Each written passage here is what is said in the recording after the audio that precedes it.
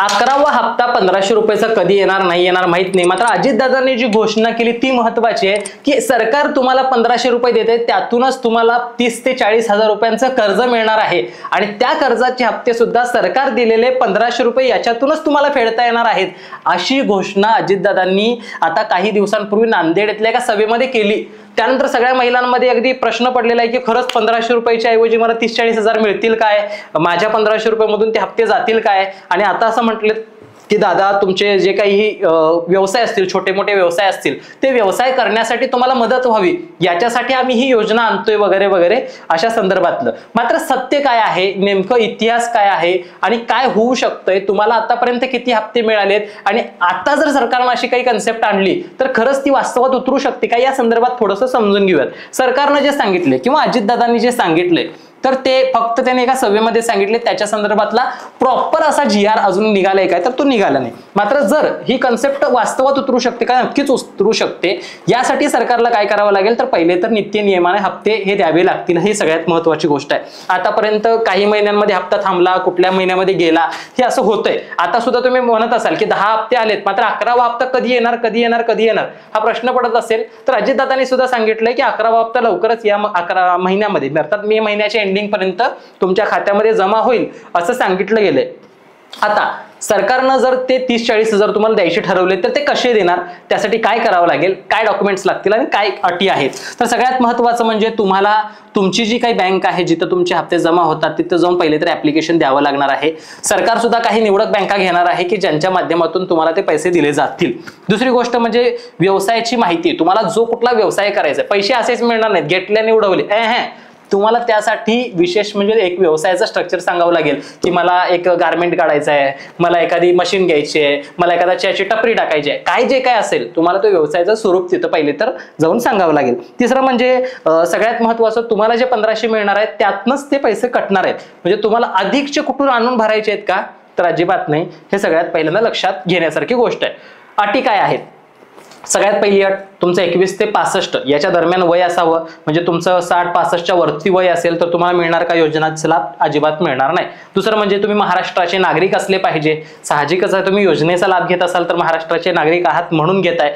तिसरी गोष्ट म्हणजे कुटुंबाचं उत्पन्न हे 2.5 लाखाच्या पेक्षा जास्त नसावं, 2.5 लाखाच्या आत अख्ख्या कुटुंबाचं, तुमचा नवरा तुमचा मुलगा सगळ्यांचं मिळून उत्पन्न हे 2.5 लाखाच्या आत असलं पाहिजे। तुमच्या घरामध्ये जर 4 व्हीलर असेल तरी सुद्धा तुम्हाला या योजनेचा लाभ घेता येत नाही। आतापर्यंत घेतला असेल तर कर्ज घ्यायला गेलात आणि तुमची जी योजनेचा लाभ घेताय हे लपवलं असाल, आमच्याकडे गाड्या हे लपवलं असाल, मात्र कर्ज घेताना ती तपासणी होऊ शकते, त्यामुळे चुकून असं होईल की योजनेचा मिळणारा लाभ सुद्धा येणाऱ्या काळात बंद होतोय की काय, असंही होऊ शकतंय। त्यामुळे 2.5 लाख रुपये लक्षात घ्यावा लागेल। त्याचबरोबर तुम्हाला तुमची गाडी नाहीये तरच तुम्हाला या योजनेचा लाभ घेता येईल। घरामध्ये कोणी सरकारी कर्मचारी नसावं किंवा तुमच्या घरामध्ये कोणीही इतर शासकीय योजनेचा लाभ घेणारं नसावं, हे सगळ्यात महत्त्वाची गोष्ट आहे। किंवा तुम्ही जर महिला असाल ज्यांना 1500 रुपये मिळतात, तुम्ही इतर कुठल्या शासकीय योजनेचा लाभ घेत नसाल तर तुम्हाला ह्या योजनेचा लाभ मिळणार आहे आणि त्याचबरोबर येणाऱ्या काळामध्ये जे कर्ज मिळणार आहे त्या संदर्भातला सुद्धा फायदा तुम्हाला होणार आहे।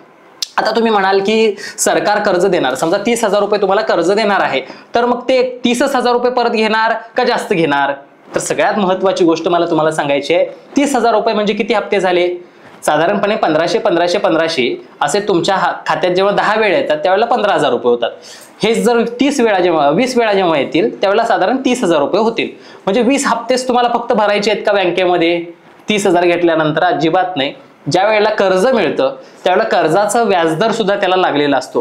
30,000चं कर्ज घेतलं तर साधारणपणे 20 हप्त्यामध्ये तुमचे 30,000 जातील, मात्र त्याचं जे काही व्याज असेल वरचे 5,000 10,000 हे सुद्धा तुम्हाला येणाऱ्या काळात कर्ज म्हटल्यानंतर त्याचे हप्ते फेडावे लागणार आहेत। अर्थात 20 हप्त्यांमध्ये 30,000 तुमच्या खात्यात जमा झाले असते, मात्र कर्ज घेतलात तर 20 हप्त्यात तुमचं कर्ज फेटेल असं नाही, तर त्याचं जे काही व्याज असेल 5-10 हजार त्याच्यासाठी वरचे तुमचे आणखीन 10-15 हप्ते हे जातील, हे लक्षात घ्यावं लागेल। म्हणजे 30,000चं कर्ज घेतलं म्हणजे 30,000 फेडायचे प्रकार नसतो, कर्जाचं व्याज सुद्धा बँका तुमच्याकडनं घेणार आहे। त्याशिवाय बँकांचा फायदा काय, बँकांना म्हणजे तर ताळे मारायला लागतील, सरकार तुमचा व्याज दर भरणार आहे काय या संदर्भातली अजून कुठली घोषणा नाही। कर्ज देणार म्हणजे व्याज येणार, व्याज येणार म्हणजे ते तुम्हाला भरावं लागणार, हे सगळ्यात पहिल्यांदा लक्षात घ्यावा। मग म्हणाल असं की मग घ्यायचं काय नाही, अधिकचा हप्ता भरायचं, तर मी असं सांगेन घ्यायला काय अडचण आहे। उद्या सरकारनं अचानकपणे योजना बंद करायचा निर्णय घेतला, 2 हप्ते आले 3 हप्ते आले द्यायचं जर बंद केलं मग अशा वेळेला काय करणार? त्यापेक्षा आता 30,000 घ्या, तुमच्याकडे ठेवा. सरकारनं 10 हप्त्यानंतर जर योजना बंद केली तरी तुम्ही उद्या बँकेला जाऊन सांगू शकताय, तुम्ही दिलाय कोणाच्या गॅरंटीवरती? सरकारच्या. आमचा हप्ता भरणार कोण होतं? सरकार भरणार होतं. मग तुम्ही पैसे मागायला आमच्या दारात येताय कसे? हा प्रश्न साहजिकच उभा होऊ शकतोय किंवा तुम्ही विचारू शकताय. कारण सरकारनं सांगितले की आम्ही सगळ्यांचे हप्ते भरणार आहे, बँकांनी आमची गॅरंटी घ्यावी. म्हणजे गॅरंटर सरकार असल्यामुळे तुम्हाला काळजी करायची गरज नाही. मी असं म्हणणार नाही सरकार देणार नाही, परंतु सरकार त्या निमित्तानं का असेना, त्या जबाबदारीने का असेना तुमच्या खात्यामध्ये वेळच्या वेळी पैसे टाकत राहील आणि ते बँकांना कट करून घेत राहतील, जेणेकरून तुमचा व्यवसाय एखादा छोटासा उभा केला तर तो चालेल. दुसरी गोष्ट म्हणजे सरकार त्यांचे पैसे वेळेवरती देत राहील. तिसरी गोष्ट म्हणजे बँक सरकारनं दिलं नाही तर बँक सरकारच्या मागे लागेल आणि तुम्हाला सरकार कधी देते कधी देते कधी देते ही वाट बघायची गरज पडणार नाही. त्यामुळे अवश्य मी तर सांगतोय म्हणून बिनधास्त सरकार देत असलेलं 30-40 हजाराचं कर्ज घेऊन टाका. सरकारला हप्ते भरायला लावा. गॅरंटर म्हणून तुमच्या घराचे पेपर, तुमच्या जवळचे महत्वाचे कागदपत्र अजिबात कुठं देऊ नका, कारण तिथं तुम्हाला ते मागितले जाणार नाहीयेत. जर कोणी मागत असेल तर असली कर्ज घेऊ नका. हा सगळ्यात महत्वाचा प्रेमाचा सल्ला मला तुम्हाला सगळ्यांना असणार आहे. बाकी माहिती कशी वाटली, महत्वाचा व्हिडिओ होता का, आणखीन काही प्रश्न असतील विचारा, मी उत्तर द्यायला तुम्हाला उत्तरदायी आहे. बाकी असे व्हिडिओ पाहण्यासाठी चॅनल सबस्क्राईब शेअर करायला विसरू नका. धन्यवाद.